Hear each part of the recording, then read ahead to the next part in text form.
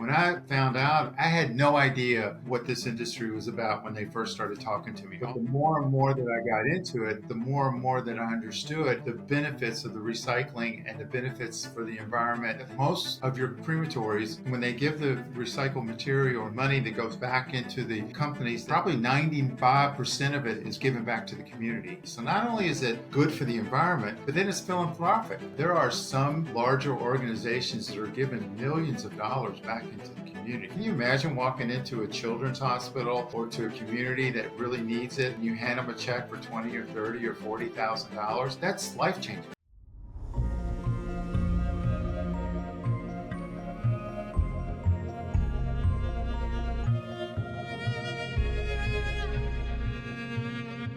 So, if you are a habitual listener of The Final Curtain Never Closes, you may remember this name as a guest prior. Don Winsett is joining me once again, and this time in a different capacity. And I'm very eager to learn about how he is so fluid in the different aspects of our industry. So, we will hit on that. But first and foremost, welcome, Don, to the podcast once again. So happy to have you with me.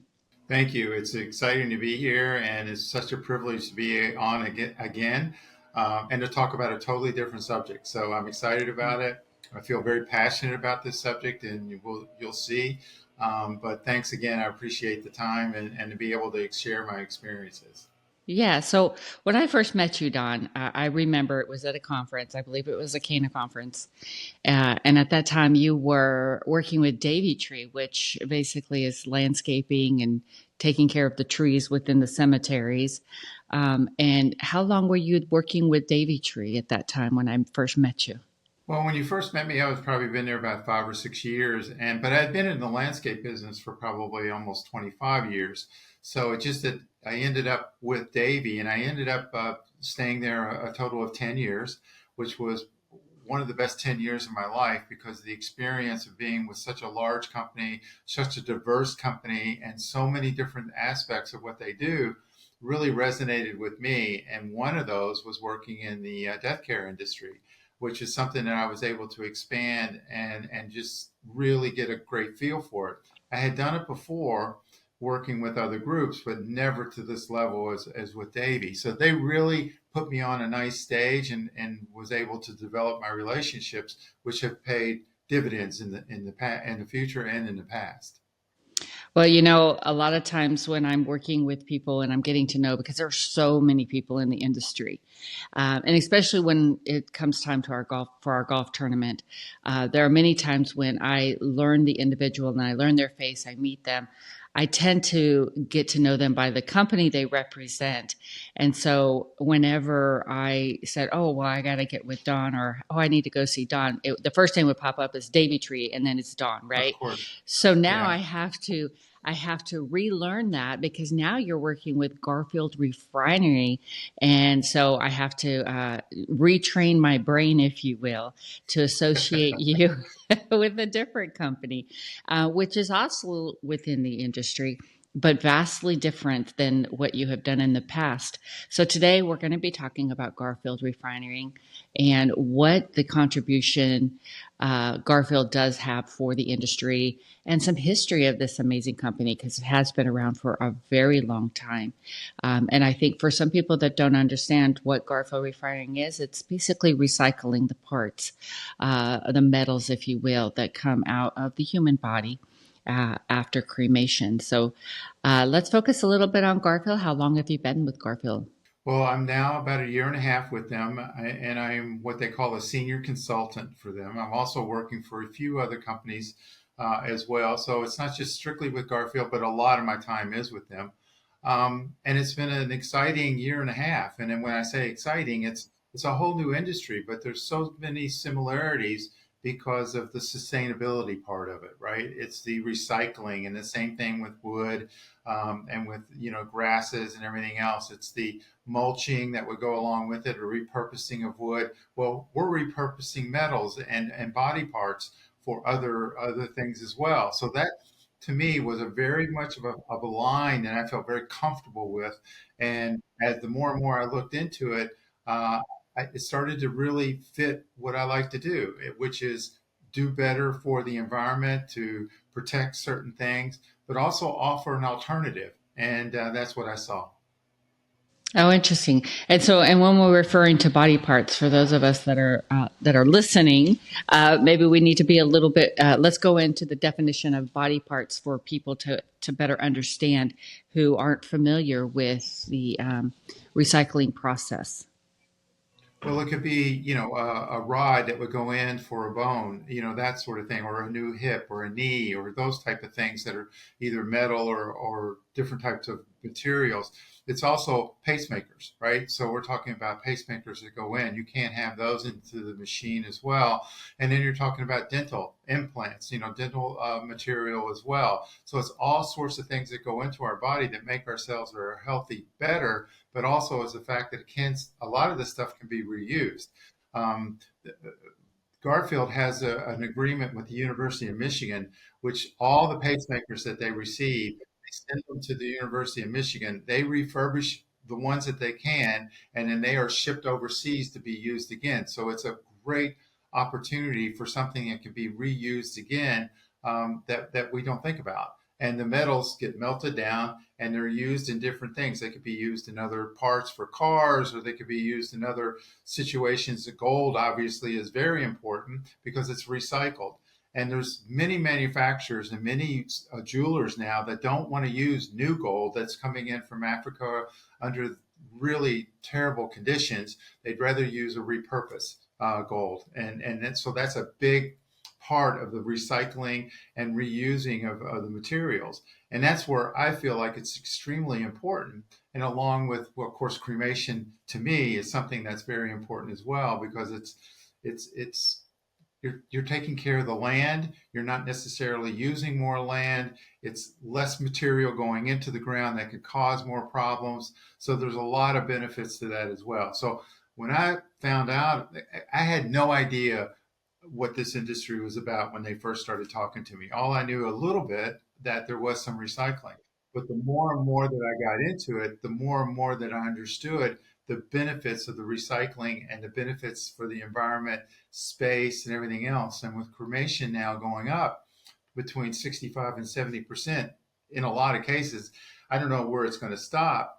It seems to be that's where everybody seems to be going. So it's something that we need to understand better. And, there's other benefits too. I mean, I don't know if you want me to keep rambling on, but, one of the other benefits is the fact that most of your crematories, when they give the recycled material or the money that goes back into the companies that, the funeral homes and the cemeteries, probably 95% of it is given back to the community. So it's a donation.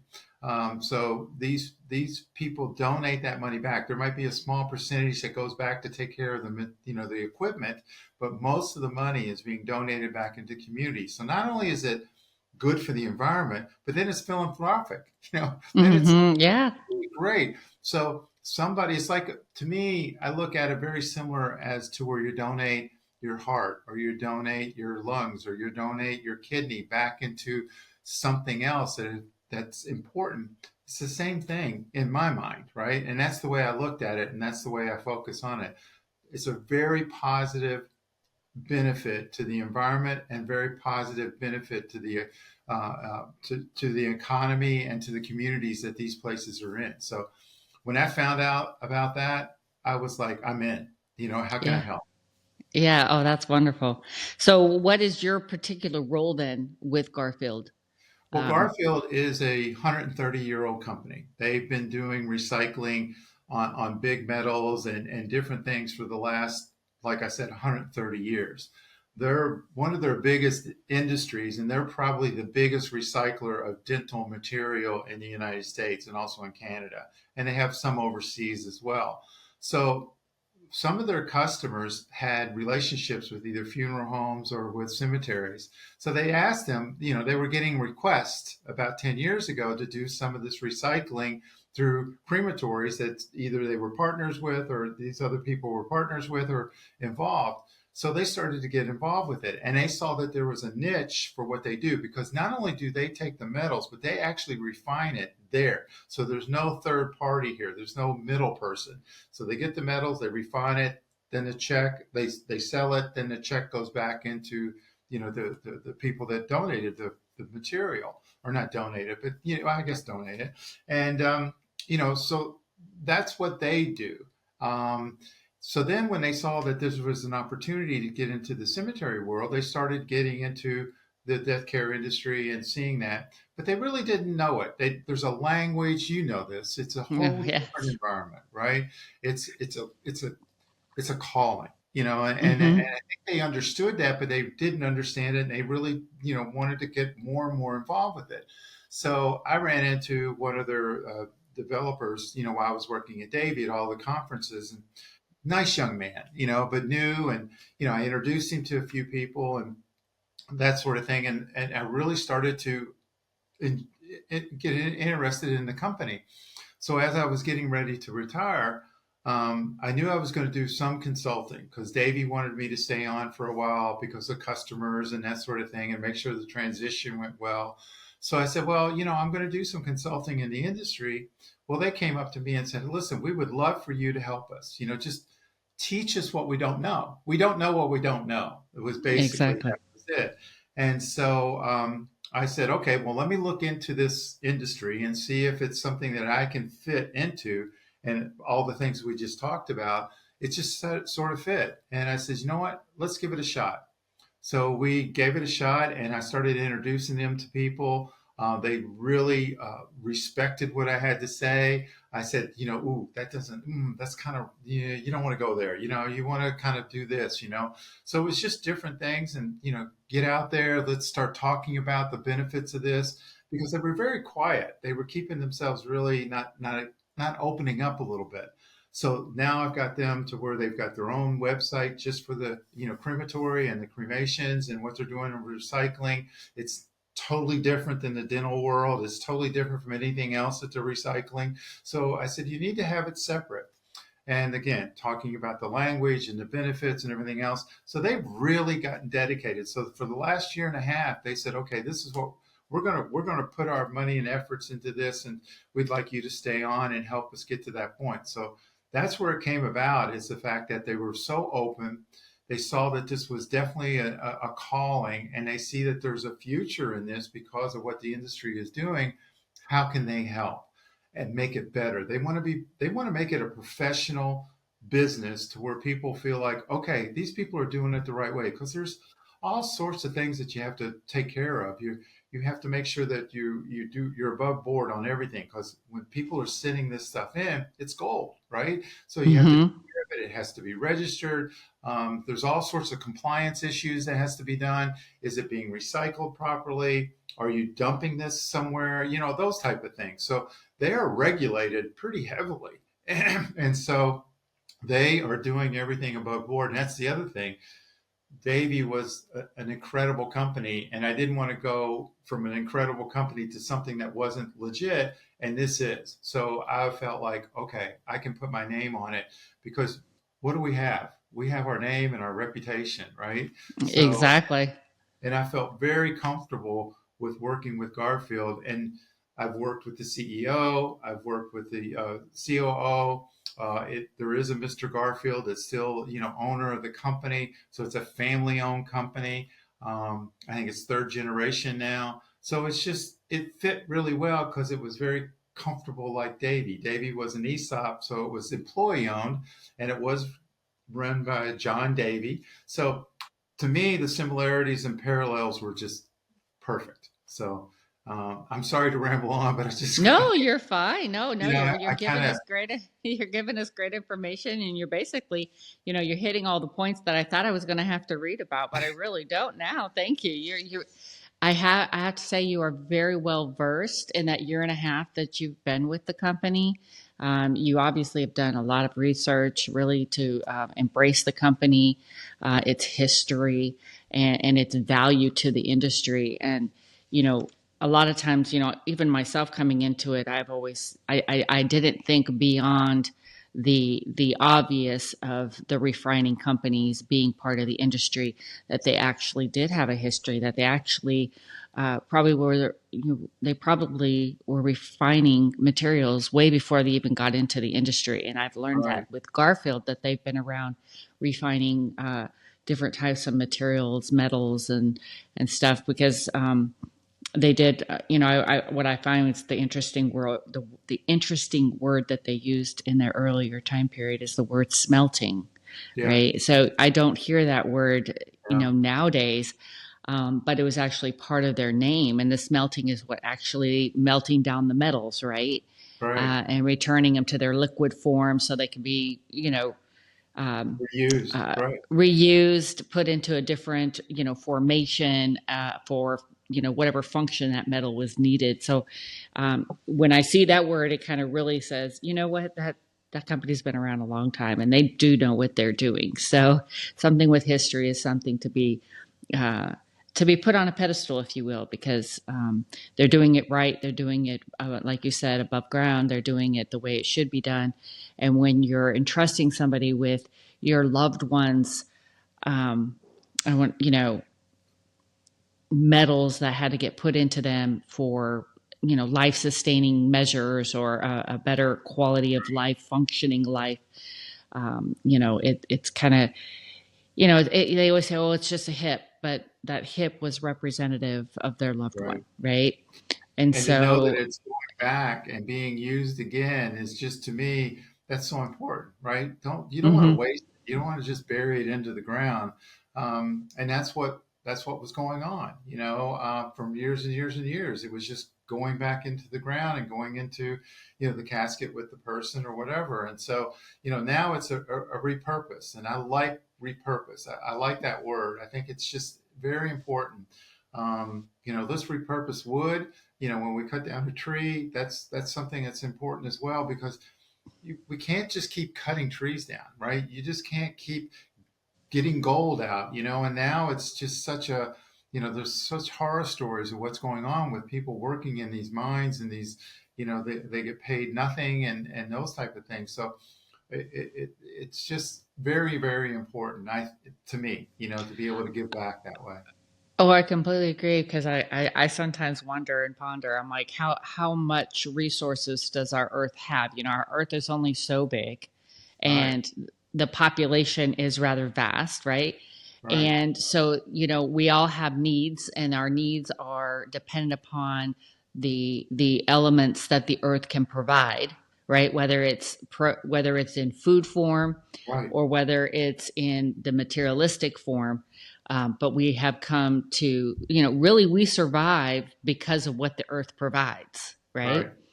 And if we can't do our part to continue to give back to Mother Earth and keep her sustaining our lives, eventually we will not be able to survive on Earth, because there won't be any resources left. But without that, I think that it's really, really important for us to continue to recycle, reuse where we can. And I know that there's, a lot of companies that probably frown down upon it, because, they're not able to make another hip replacement because one is being reused. So Right. that, you look at it, well, it cuts into their profits or cuts into their bottom line by reusing. But at the end, it's all about sustaining, right? It's sustainability in the long run, for the future of our great great grandchildren, right? Right. And if you look at what we're doing, I mean, obviously, I don't care what side of the fence you're on as far as climate change or whatever people want to say. We are seeing a difference in the climate. I mean, we've affected our environment somehow. So I think we have to have some sort of control on that. So continuing to recycle and continuing to replant trees and do things that are important. That's what we have to think about. I mean, we see all the trash piles, and we don't see it ourselves, but it's definitely out there, and we've created these Mm-hmm. problems. So recycling is something that we haven't done a perfect job with, right? We're starting to understand it, and I think that's, to me, like I said, that's, I don't need to get on a soapbox, but that's just something that's important to me, and it felt like, okay, I've walked from one sustainability working something into another opportunity to do that. So that's why it was just such an easy fit for me. Yeah, and if you think about it too, that sometimes they say, well, it costs more to recycle than it does just to throw away, right? Have you heard that? Oh yeah, of course you have, right? Yeah, But yeah. It, and so you what's often the cost? wonder Yeah, what's the other cost, right? What's the other cost of just exactly. removing it? We saw what was going on in the Amazon there when they were starting to deforest and that sort of things, and you see what happens with the fires. When they take out the trees, we have these mudslides, right? So it's like these things happen. These horrible situations happen because we're not able to replace. So we have to do something. So anyway, you Yeah, it's know, the same thing. I mean, like, that they take down the trees and they put concrete and now you have flooding, right? Because right, there's nothing there to absorb that water that's falling from the sky now. And so the right. same, if you think about the bigger picture here, it's just one company that is trying to make a huge difference. And there's multiple refinery companies, but today Right. we're focused on Garfield Refinery, and their main contribution to the bigger picture of trying to sustain our world and make it a better place for the future of our children, of our future generations. And some of the important stuff is main kind of strengthening the communication of the purpose of this, right? Right. So, do you find that when you guys go out, are you guys only communicating within the industry itself, or is there a broader communication that goes on outside the industry, right? So, I'm really immersed in the industry. So, is there communication beyond the industry to help people understand the importance of recycling? There is. Almost in every, well, what I worked in, obviously with the landscape and recycling there and recycling even the plant material containers, those type of things when you're doing that. So recycling is big, and you're looking at even in hospitals and those type of things as well. There's recycling is a subject, right? It is definitely, but I don't think we've done a great job with it. But I think one of the things that Garfield is also looking at is trying to level the professionalism of this industry up to where people don't feel like it's just okay money grabbing, right? It's not that. I think there needs to be a story told of what's happening with the funds. Obviously, this is a company and they're trying to make a certain amount of profit. Then they have limits on what they want to be able to make and what they can make, but they're also trying to bring the professionalism back up, to where people have respect for it and they say, this is good. Because, Genevieve, you wouldn't believe how many people are doing the cremation, but all the products, they're burying them. They're not even Mm, recycling. It's because there's this almost a stigma thinking that, okay, this is not a good thing, right? So there's a lot of education that has to go even to current um, crematories and current funeral homes and cemeteries that this is not a bad thing. So, but they're kind of concerned that they're going to get sued or, what are you doing? This sort of thing. So, because we're in such a sue happy environment that if somebody says, oh, what did you do with grandpa's teeth? But it's not, there's not a lot in a particular body that's a lot of dollars and cents. It takes a multiples to make it large. So it could, it's not a big number, but people have this thing, oh, well, they're just being greedy and they want to do this. So it's kind of an education that has to go along with it as well, because I hate to see it being buried back into the ground. It's just, you can get it and donate it, right? So it's a positive thing. So there's an education not only of recycling, but what to do with it after you get it, and then how can you recycle it and be able to give it back to the community. Can you imagine? This is no lie. There are some larger organizations that are giving millions of dollars back into the community. Can you imagine walking into a children's hospital or to a community that really needs it, and you hand them a check for 20 or 30 or $40,000?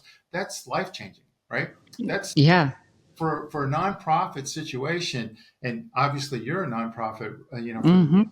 if somebody were to come in and be able to say, oh, I want to donate all of our recycling to you, and here's a $50,000 check. I mean, what could you do with that, right? I mean, at the positives. So I look at it that way, and that's what I try to say. Okay, pick a charity that you really want to take care of, or somebody that really needs it, and donate to that. Who's going to say no to that, right? What family is going to say no? They're going to be excited that you did something with that towards the community.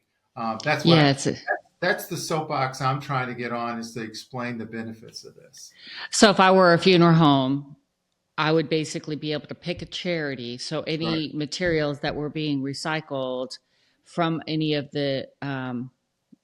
the families that bring their loved one in, then I could basically tell my families any parts that your loved one has from the cremation process that are recyclable, anything, any monetary value that comes out of that goes straight to this specific organization that the funeral Right. home has chosen. So that's Right. a wonderful way to kind of tell the families that they're giving back as well. Because I mean, my mother's being, has been cremated, and to be honest, I would have that wonderful warm feeling knowing that my mom was giving back. She, fortunately, she doesn't have any, metal or anything in her body that would be recyclable. But if she did, I think that it is a true gift. And if you think about it, it's then your loved one's legacy is living on to some Exactly. degree, right? They're giving back even during their death. They're able to give back to the community just one more time. Well, that's like what I said, even on the driver's license, where if you're a donator, you can donate your body parts, and how many stories have we heard where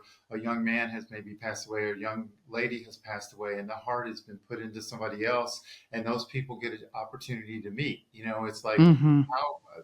how I mean, it's a horrible situation to lose someone, but how fulfilling it is to be able to feel that heartbeat, right? To know that your loved one was part of a bigger group that gave something to a community in the community where you live. I, I don't think you could ask for anything better. I mean, for something like that, like you said, it's just a little piece of good that comes along with Mm-hmm. something that is we're all going to do it. It's all going to happen, right? But if Mm-hmm. you can put something towards that and have a really good, nice piece to it, I mean, it helps. That's all I can say. It would help me. I mean, I know it has helped me.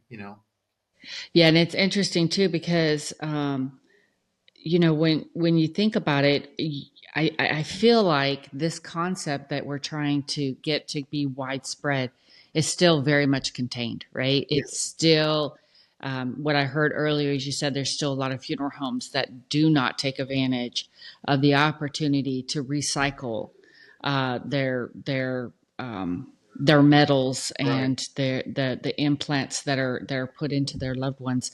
So I think right now our call to action here for us getting together and not only talking about Garfield, but really getting out there and saying, hey, if you have any questions or concerns, if there's a way that you can make a bigger impact, would you do that? And would you Right. consider recycling your metals and give back to an organization within your community? Because I think that's a wonderful way, especially for some small towns, right? They Right. they really don't have a lot of resources. They don't have a lot of abilities to be able to give back to perhaps the church or perhaps a food drive within their small towns.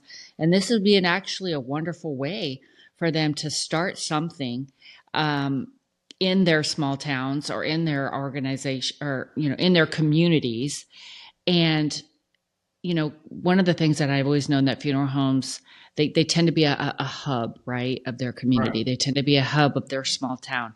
What an awesome opportunity to be able to kind of, what I say, like validate even more their presence within the community by giving back something, right? And this is going to be one of those ways that they can do that. And that's a priceless opportunity of being able to be out in the community, right? It's like, um, you know, I,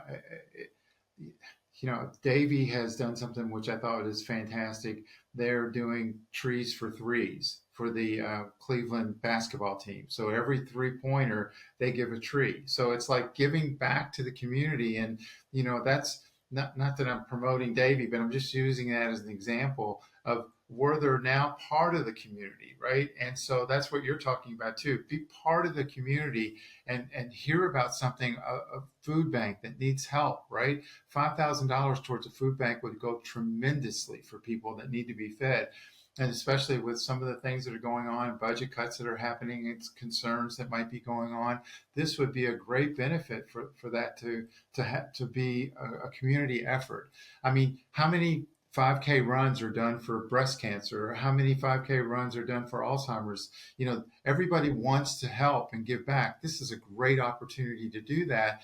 And so I think that just talking about it, making people more aware of it, making sure that the clients that come in and people that come in, that this is what we're going to do, want to let you know right away. I think that would eliminate any of the concerns about it being something of not being right, that they're trying to take advantage of me. No, this is what we think. This is the next step of a great opportunity of giving back. And I think it just needs to be explained. And there's a Yeah, lot I of people think that are able, go ahead. no, as I say, you're right. We need to shift that paradigm of where Right, people were thinking that, oh, you're taking advantage of my loved one.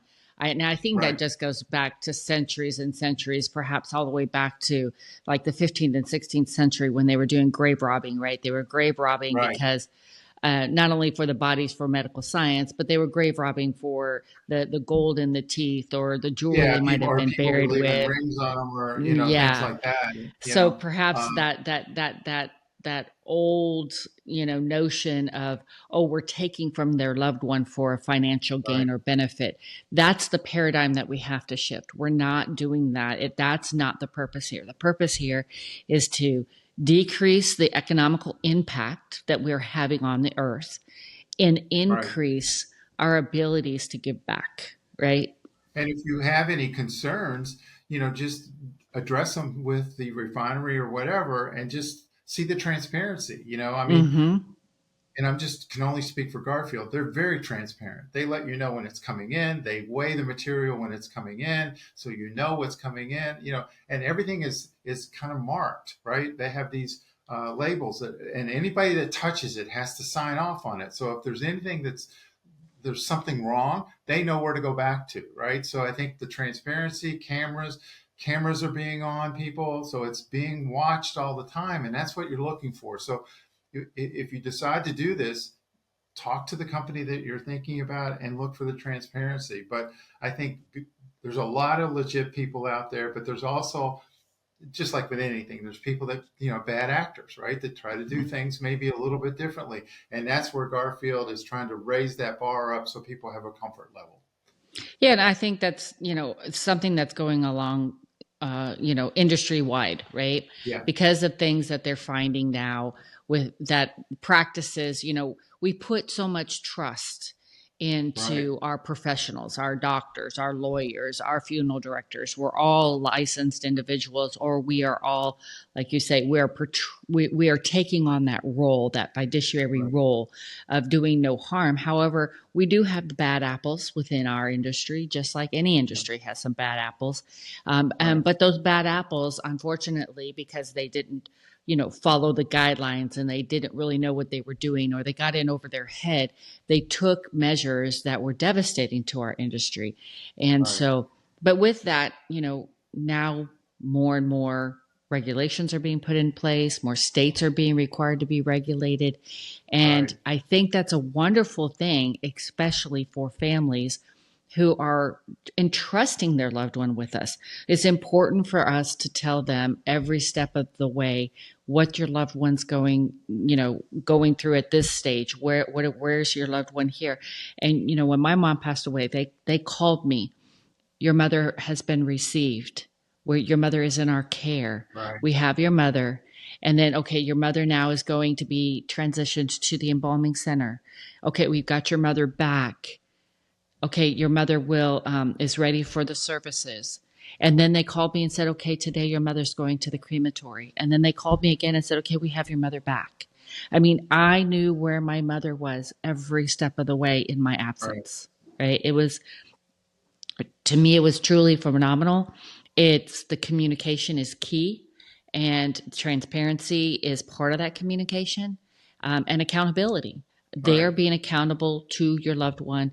And with Garfield, they're being accountable to the parts that came out of your loved one, and basically just keeping the funeral industry in the know, the funeral home in the know, which they can then communicate to the families and give that family that reassurance that this is what your loved one's contribution has gone to.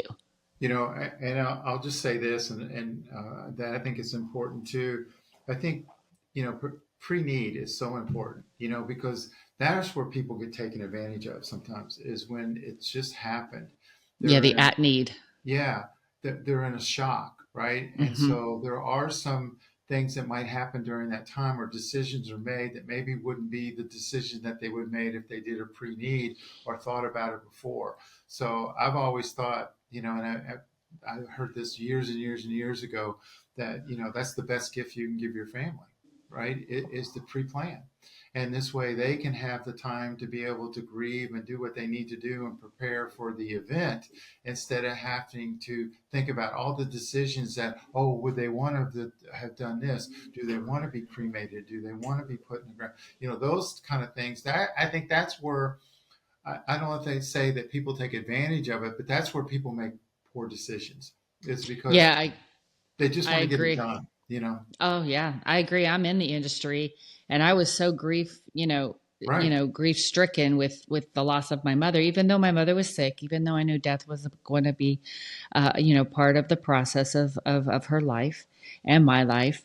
I had my daughters on either side of me, and I'm sitting here talking to the funeral profession, which is basically what I do as well. right, And I found myself looking to my left and looking to my right and asking my daughters, "What is he asking, and what is he needing, and can you right. help me, answer this question?" Because you're not hearing it. You're only Yeah. thinking, yeah. We've all been through that state. I mean, I remember, one, situation just, happened to me, and my sister-in-law said, "I'm going to drive." Just Oh yeah. you sit over here and I'm going to drive. And it was like, that was the best thing that could have happened to me because I didn't have to think about, driving or whatever because I couldn't. Right. Hmm. And so, Hmm. it's so important. So I think that, I think that's another part of this industry. And that's why I love this industry is that there's so many different parts and it's such a give back. So anyway, Is there somewhere within the pre-need planning that if, let's say I had a hip replacement, yeah, there's a can I go form where ahead and I can say I want my hip donated, right. to be given back, and so that helps to alleviate that pressure on the family, right? Yeah, So I think in a lot of these, now that there's a box or there's an explain that the materials that come out of the body are going to be recycled, oh, or that's be good. reused or something like that. And I think, but still, you have to explain that. But in that sense of that time, they might not hear that, right? So Hmm. they're Yeah, thinking very about true. other things. So all of a sudden, somebody comes up and says, "Well, what happened to the teeth that?" I know my grandfather had gold teeth, or my mother. Will you check? No, no, I was, But if it's done where you're not in that stress situation, I think it's much better. So, to me, I just think that pre-need is something that I've seen this industry. I've been on the outskirts of it, but I just listen to it and I try to explain it, to people too. And it's just like what you do with the ashes, even for my own family, because I know we're going to be cremated. And, my wife said to me, I said, "So we're going to put it in a niche, right?" And she goes, "No, we're going to bring it home." I said, "The kids don't want it." Yeah, It's, that's what I found myself in right now. I mean, we have yeah, several. We're a cremation family, right, and I have, with my mother's passing, I have told them, I said, we need a plot of land with a niche right. wall, and because we are collecting urns, and if you look at it, by the time my grandkids are grown, if I don't do something now, they're going to end up with like 7 urns. Right. What are they? They don't want to be lugging around 7 urns. That's not fair to them to No. have accountability of that. So again, I think it's really important for our listeners to understand that there are so many decisions that have to be Right. made. And what better time to start thinking about those decisions when you're listening to the podcast? Start having those hard conversations with your family. What do you want done if the cremation does take place? Um, with the metals that are in the body, with Right. the ashes when they come back, yes, you can have opportunities to bring the ashes home, but I think it shouldn't be a permanent placement. Right. I think that bring them home so you can have comfort, which is what I'm going to do, and have my time with having my mom in my presence. But eventually I will be making the decision. I've already started looking to get the piece of land created so that I can have a forever resting place. Right. I think it's important that, yeah, that you bring your loved one home, and you've made the contribution to the society. But I think it's even more important to have a place, a final resting place for the great great grandkids to be able to go and say, "This is my great great grandmother." Exactly. And there's a memory at that point, and there might be a picture or whatever. Those are Exactly. important things. I know that. I had my uncle was cremated, and they took him, and they put him out in the ocean, and I'm like going, I don't have a place to memorial, remember Yeah. me. Um, Exactly. and it's like that's kind of tough for me. I know my parents. My father was cremated, my mother wasn't, but he was a military, so he got into the military, national cemetery. So at least have a place for him, right? Yeah. And I can Exactly. go. I think, and that's what I was telling my wife. There has to be a place for our family to be able to go and and at least remember us, right? Eh, Um, because who's going to carry the ashes from? Okay, well, it goes to my daughter now. It goes to my son. Now it's going to go to the grandkids. We don't want that. Yeah, exactly. Anyway, So, but well, I could talk for hours with you on cremation and our final resting places and the contribution that we can provide to our communities, ways to give back in so many ways in our death.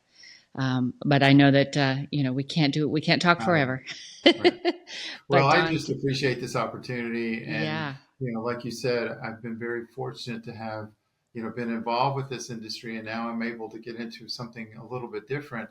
Still have the understanding of trees, and I'm still going to be talking about trees and landscaping because I feel like that's a great, it's a great environment. It's a park for people to do it. But now I'm into something else, which is a little bit more current, right? I mean, cremation is definitely something that is very current, mm-hmm. and it's going to be something that's going to be there for, I think, for a long time. I mean, in overseas, there's 90%, 95% cremation rates, and I don't know if we'll ever get to that in the United States, but we're definitely going to be high. So, Yeah, we definitely will. So, well, thank you again, Don, for everything. I'm so happy to thank have you you. back. And you know what? If you find another niche, you got to share it with me.